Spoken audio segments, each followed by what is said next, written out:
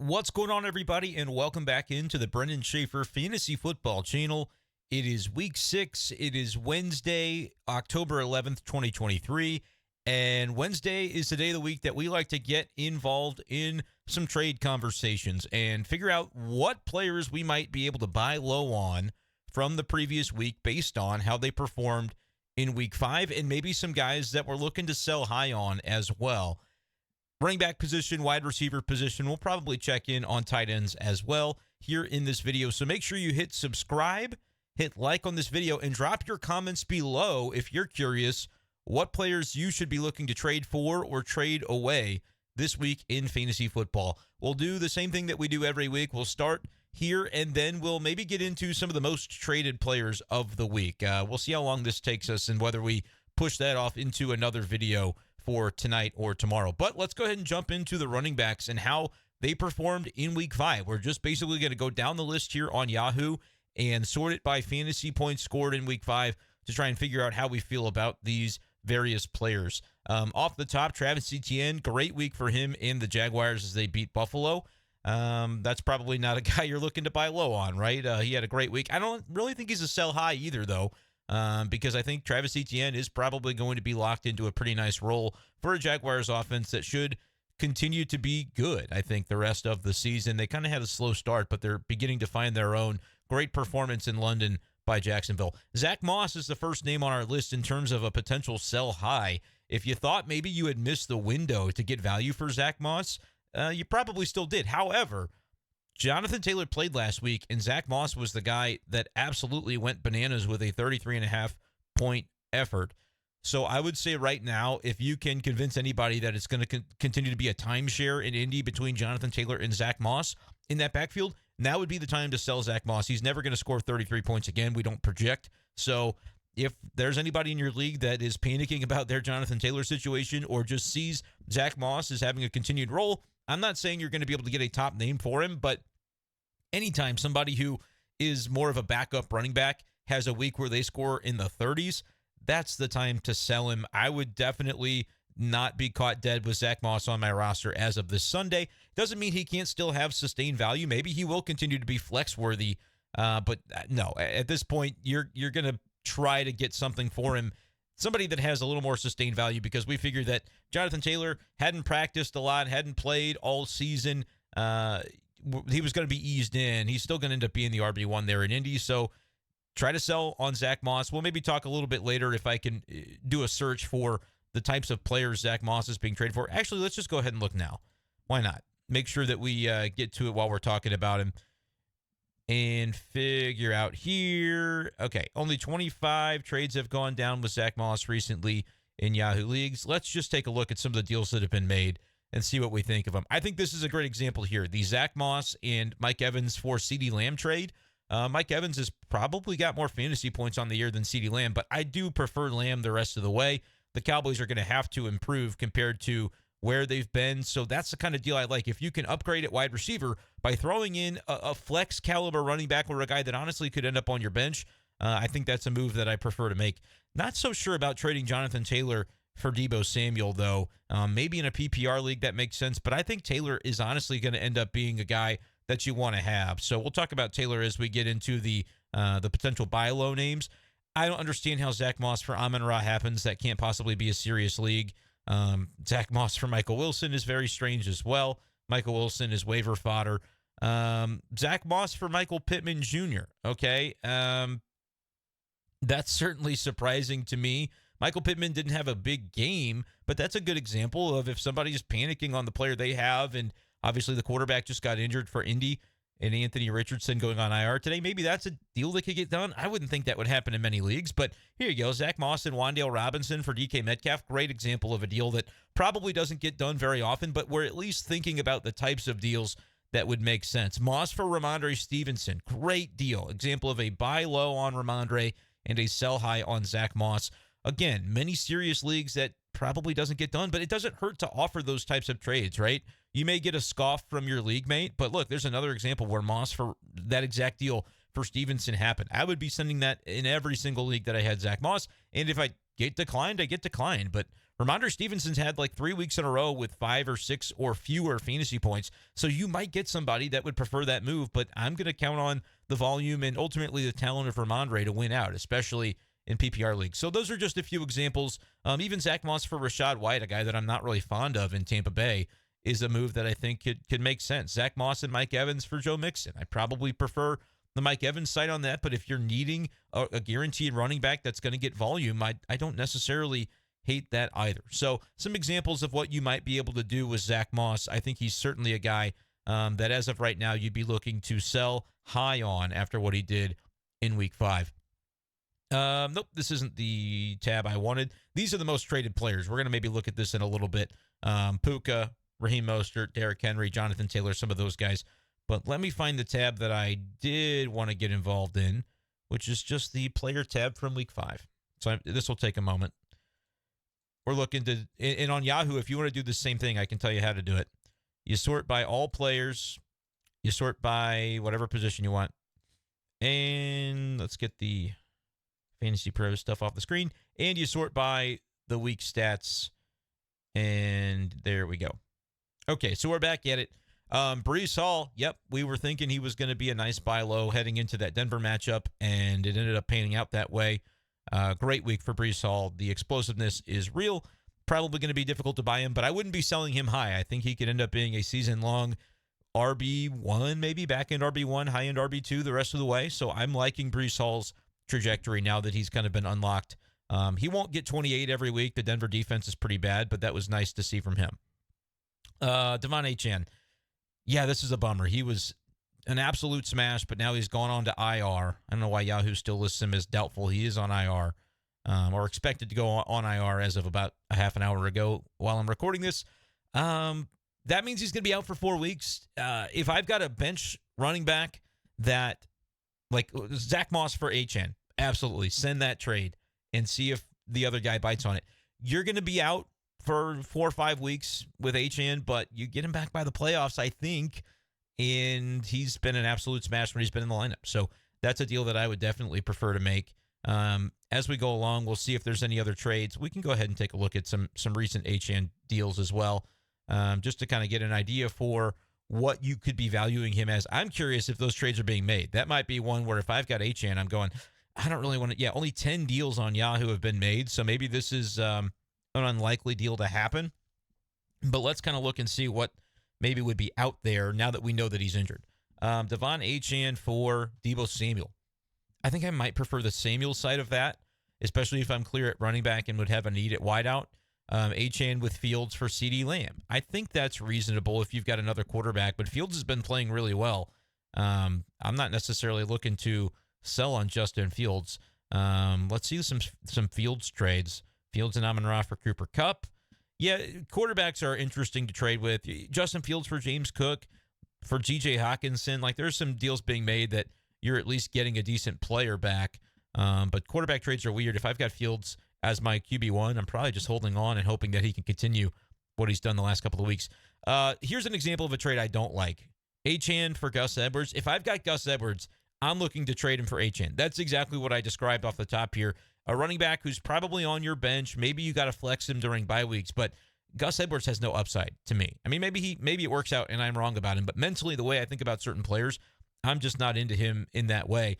Honestly, this deal here, Mixon and Jaleel McLaughlin, it depends on your record for Achane. I think Achane during the playoffs, I'd rather have him than Joe Mixon. And if I'm 4-1 and I feel like I just am not too enthused by Joe Mixon or his long-term upside, the volume is there with the Bengals offense, but I could see trading Mixon for Achane if you're really in a good spot and you're just shooting the moon and hoping that you can come up with somebody that is a smash during the fantasy playoffs. That's probably a tough one for me unless I'm just in such a good spot at running back that I think I can afford to have it happen that way where I'm without the Mixon spot or the Achane spot for a while, but that's interesting. So some examples of some moves for Achane that I think clearly could potentially get done in leagues. He'd be a buy for me if I have a good record. If I have a bad record, I'd have to consider selling him. And I would say in that spot, yeah, you would sell Achane for a guy like Joe Mixon because you need to make the playoffs before you can think about what your lineup will be in the playoffs. If you're enjoying this content, make sure to hit this subscribe button on this video, on this channel. Click like. Appreciate you guys for joining me trying to build this channel up this season for fantasy, and I answer as many questions as I can in the YouTube comments section. If I don't get to your question, I'm on Twitter at bschaeffer12, B, and then my last name, 12. You can send me direct messages or tweets on there at any time about fantasy football. So throw me a follow over there. I do tweet about fantasy at some points, but it's during baseball season pretty heavily about baseball because that's my other job is covering Major League Baseball. Okay, continuing on, David Montgomery is going to continue to do what he's done.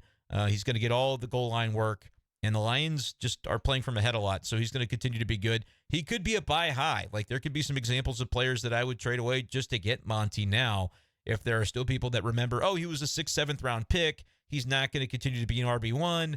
I think he is. He's not like the most talented, but he fits really well with what the Lions want to do.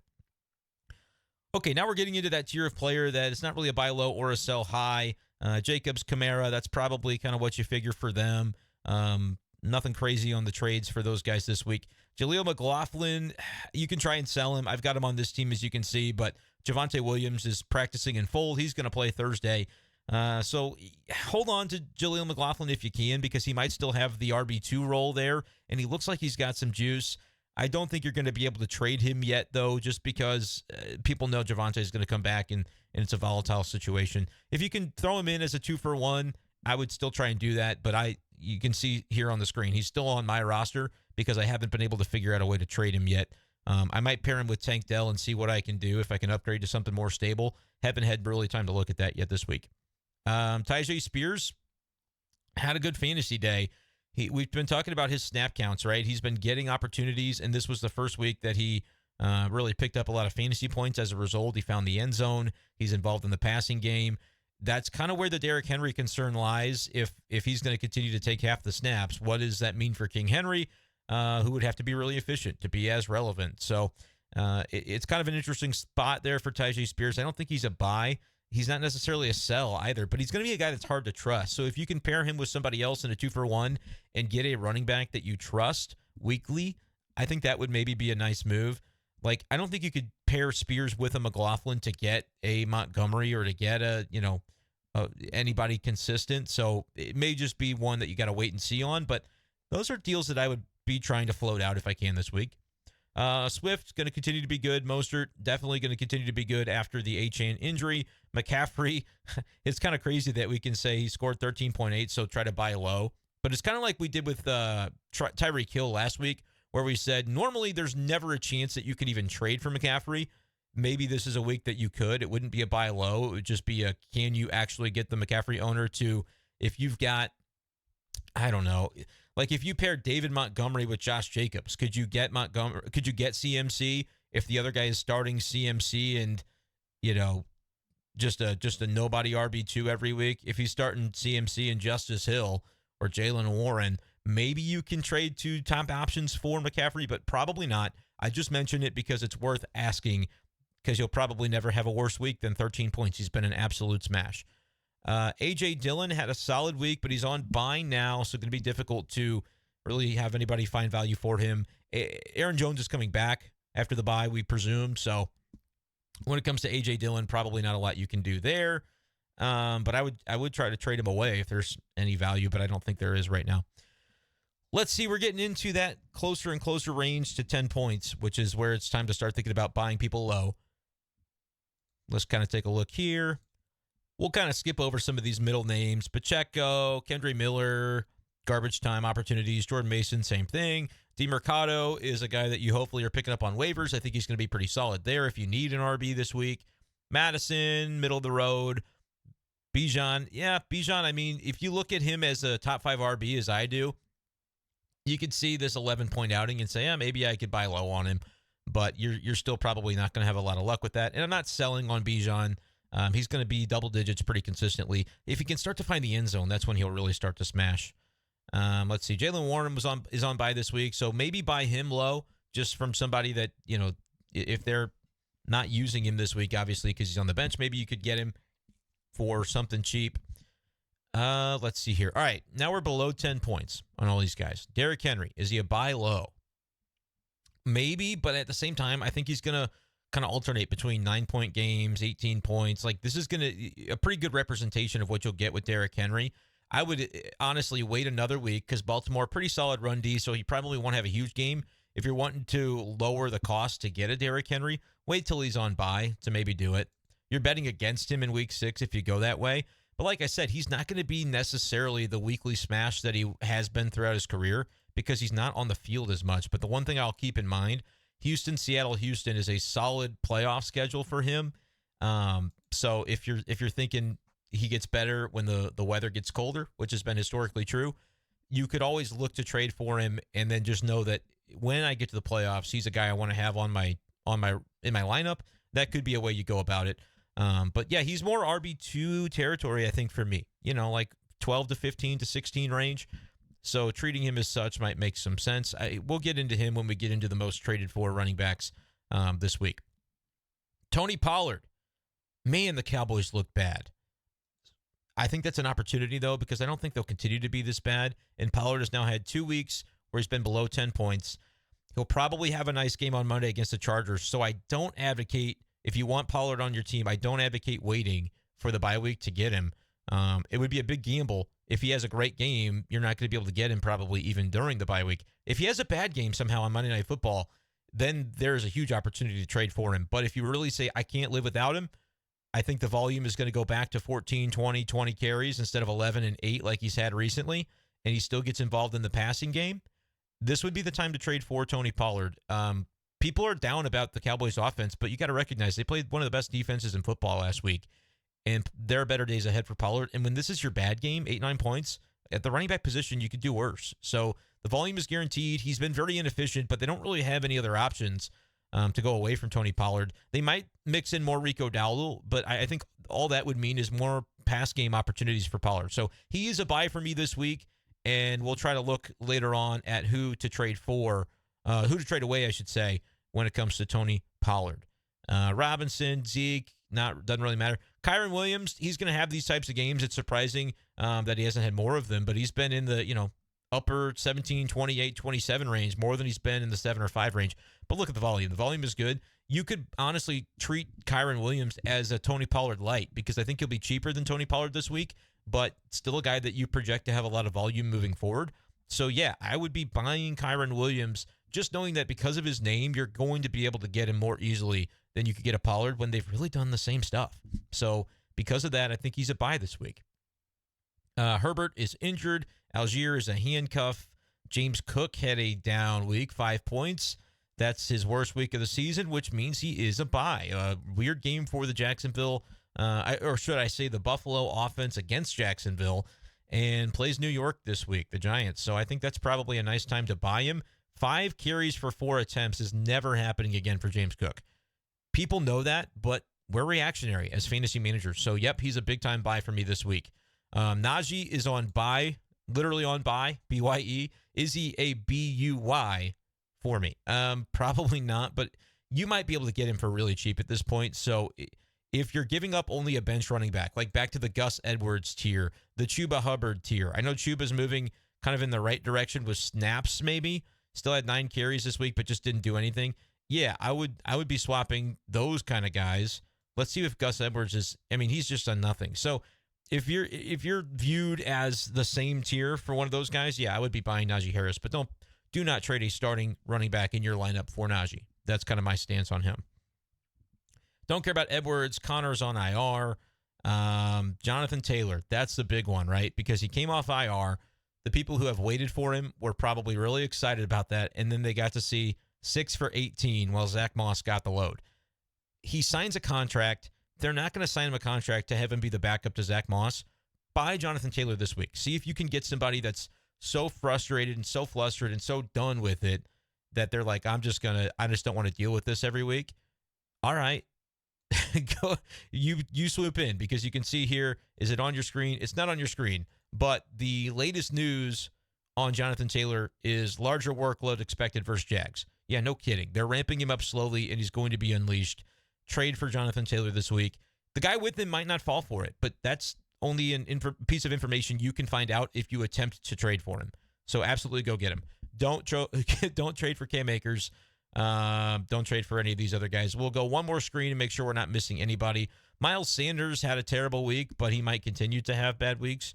But it shouldn't be this bad. So, yeah, I would try to trade for Miles Sanders. But anytime we're saying buy a guy, you're trading someone that's on a lower tier. You've got to know, hey, this guy is normally an NFL player considered to be a backup or considered to be an RB3 or a flex or a bench bat. That's who you trade for Miles Sanders. You don't trade your own more talented player that had a bad week too. You trade your Zack Moss. Like Moss for Miles Sanders, yeah, I could see that being a little scary, but I would do it because I just expect Sanders to have more of the share of the backfield in Carolina than I do Zack Moss in Indy. So that's a deal that I would look to make tentatively because I do think Miles Sanders just isn't that good. But again, if you're trading a guy that's you paid nothing for, Zack Moss, and he's probably going to cede work to John Taylor, yeah, you make the trade. I would trade Zack Moss for Roschon Johnson. That's a deal that might actually get done. But with Khalil Herbert being injured, we haven't seen the fantasy production from Roschon, but I'm telling you, I'm still going to stick with him. And listen, I say this every week, and we end up at the end of the year and Roschon never did anything, then I'll tell you I was wrong. But I think I would be trading for Roschon Johnson. He's better than Deontay Foreman, and once he gets over the concussion, he's going to be the lead back in Chicago until Herbert gets back, which could be 3-4 weeks. And if that's the case, by the time Herbert gets back, I project Roschon Johnson to be the RB1 in Chicago. Rhamondre Stevenson, his numbers have been terrible, 7, 6, 2. They've been awful, but I think he is a tentative buy because I just think he's better than Ezekiel Elliott, and he's going to continue to get about as much work as Ezekiel Elliott. And so we're really not looking to just completely abandon Rhamondre Stevenson in that regard. Let's take a look at Rhamondre if we can find him on the trades that have been made. We'll start with him. We'll make sure we get Jonathan Taylor in here, and we'll double back to make sure we're not missing anybody. But Rhamondre, you're going to be able to buy pretty low for now. Look at the first trade, Tutu Atwell. That doesn't make any sense. Tutu Atwell is the third receiver now for the Rams, and I just, yeah, don't trade Rhamondre for Tutu. If you can do the opposite, be my guest. Jerome Ford for Rhamondre Stevenson is kind of interesting. I think I prefer the Rhamondre side of that, but I could see being wrong on that. Like, Ford isn't a great player, but he's on an offense that we think should be pretty good with the Browns, and he's going to be their RB1. So that one's a little trickier, but I think I lean Rhamondre. Rhamondre for Addison is a pretty fair trade, honestly, and Addison with Justin Jefferson being out, we'll do our wide receiver trade for candidates in another video, so make sure you subscribe to the channel. But Addison would be a trade for, I think, even though he had a great week. And so you're basically saying, I don't want to deal with that New England offense because they could score 0 points any given week with Mac Jones running the show.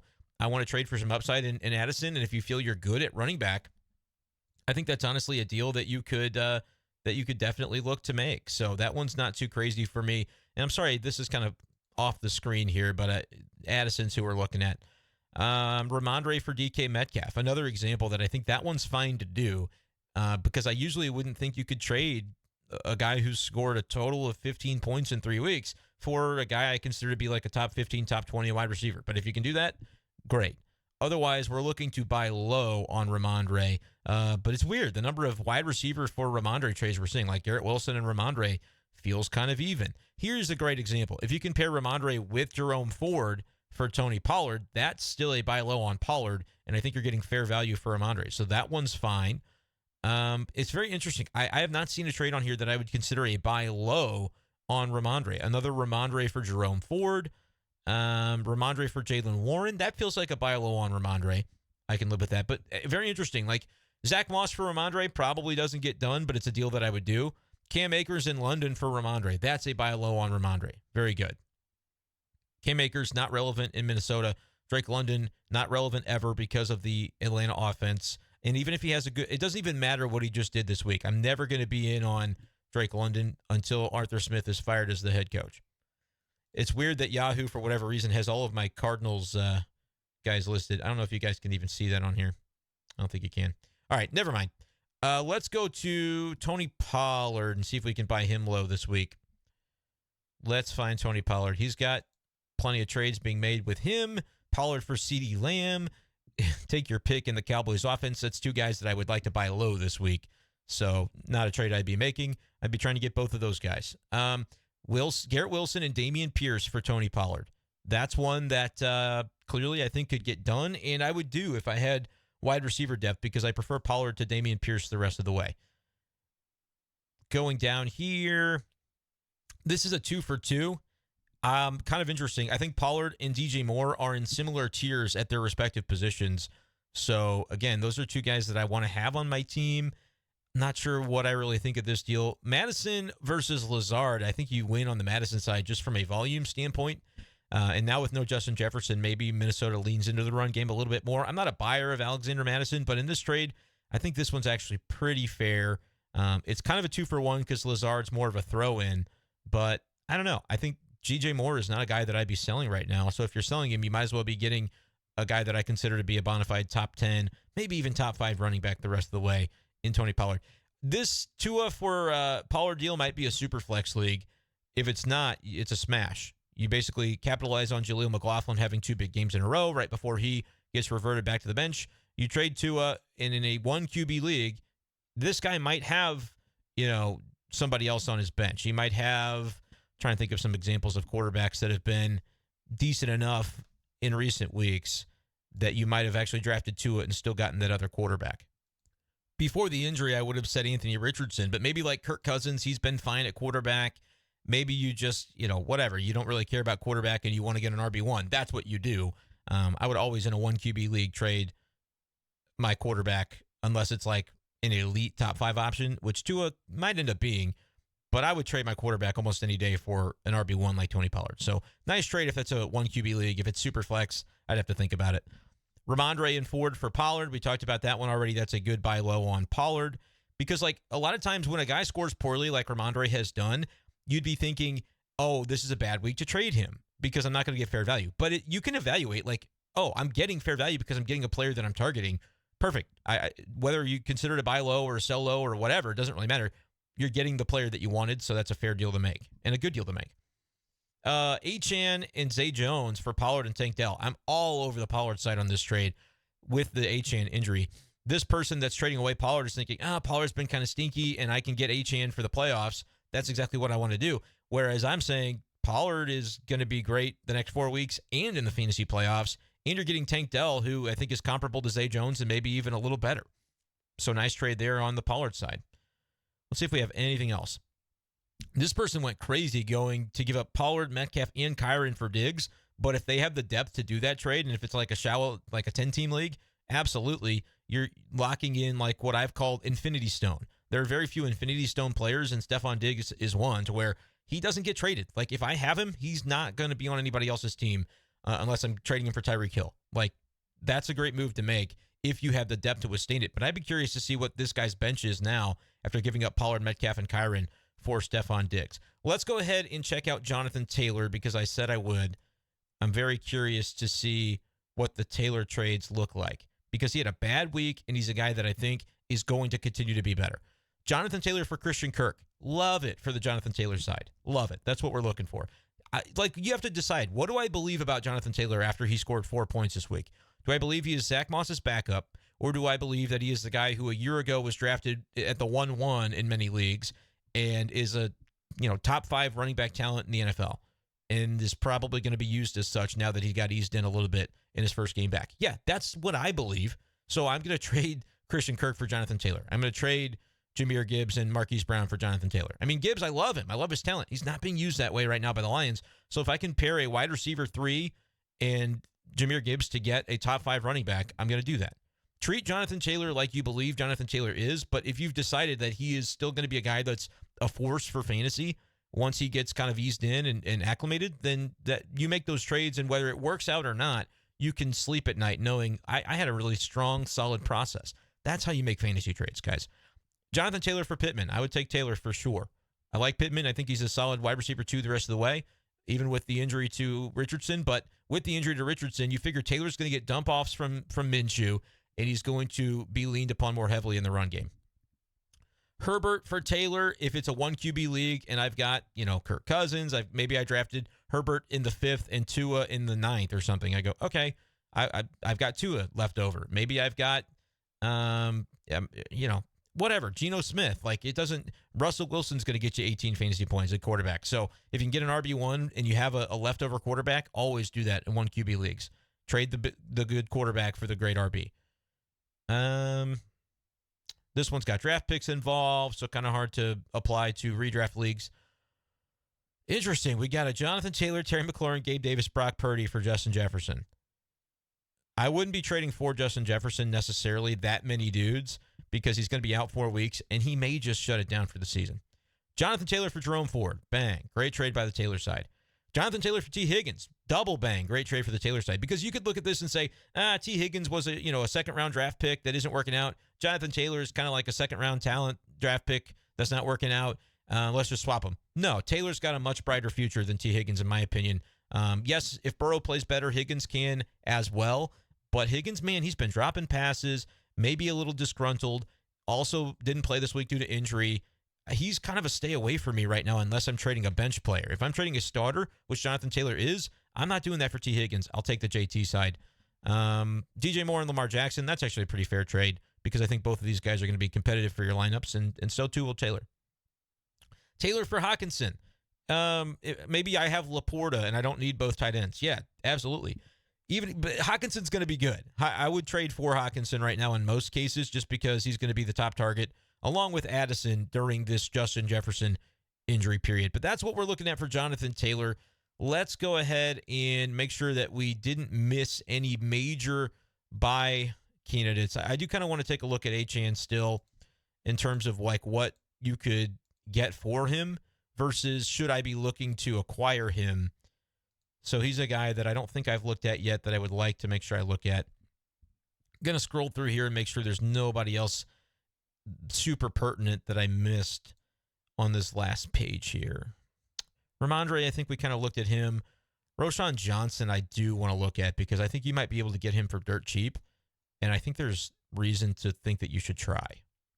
So we'll look at Roschon Johnson and Achane, I think, and then we'll wrap this video up here. Make sure you guys are subscribed to this channel. This is what we do every week. Wednesdays and Thursdays, we go through these RB and wide receiver positions and see what kind of trades we can make. And the big value from these videos is you commenting and me answering your questions because I will tell you, say, hey, here's my entire roster. This is the trade offer. What do you think? And I won't say, oh, do it or don't do it. I'll say, here's the context that I think matters, and then you got to make your own decision.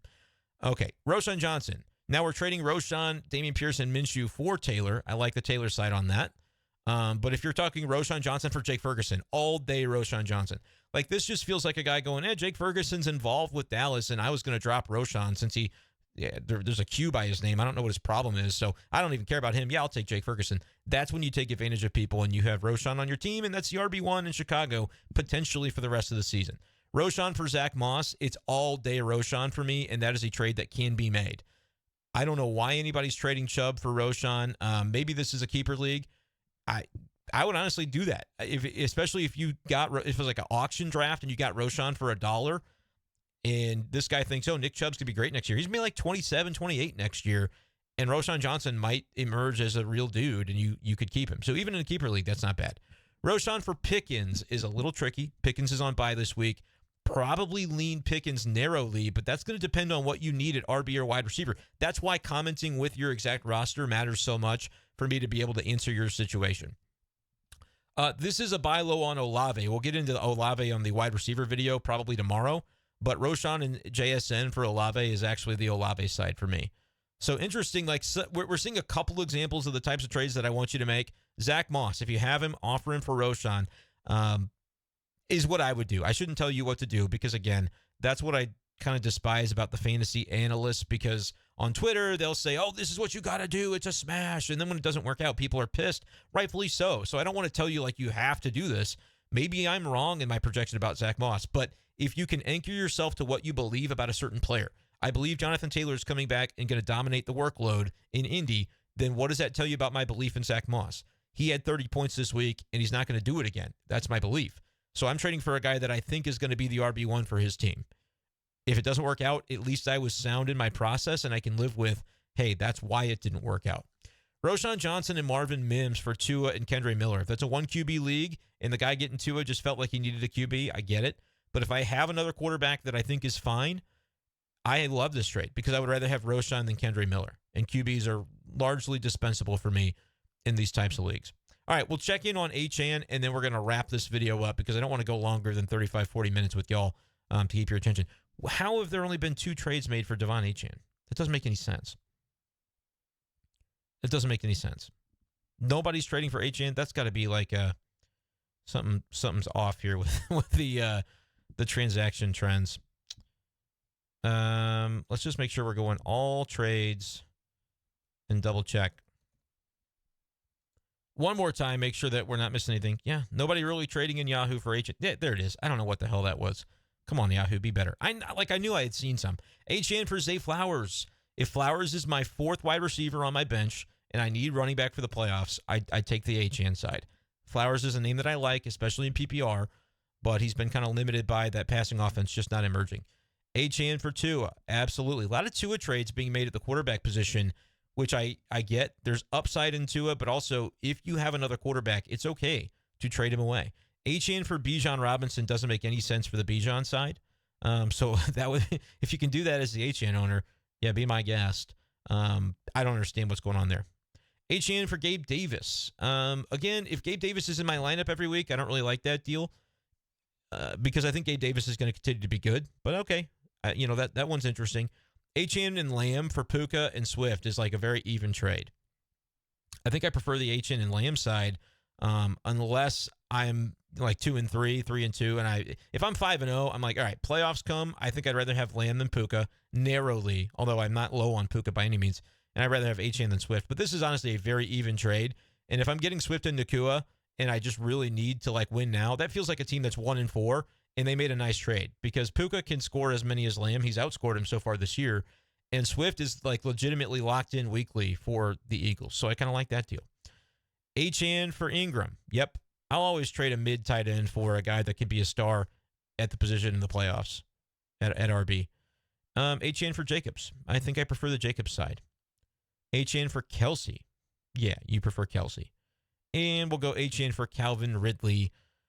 Another strange one. I think I prefer Ridley. Like, remember, Achane is on IR. So maybe these were Achane owners that were trading him away before the IR announcement.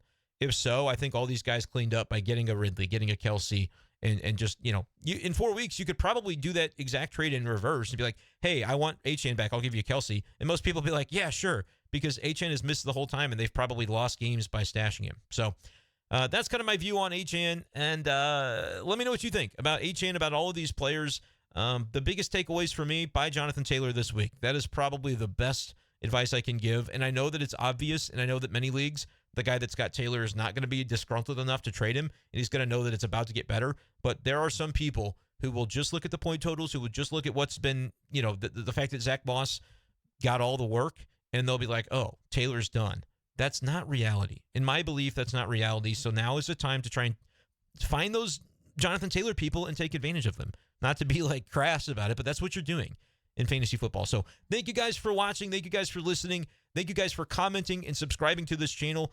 I'm trying to get to 1,000 subscribers before the end of the season, or as quickly as I can. So if you guys can help me out, if you enjoy my content, throw me a sub. It's free. Thank you guys so much for listening. Stay tuned to the channel. We'll have plenty more trade videos coming this week. Thanks again. We'll talk to you next time on the channel. Peace.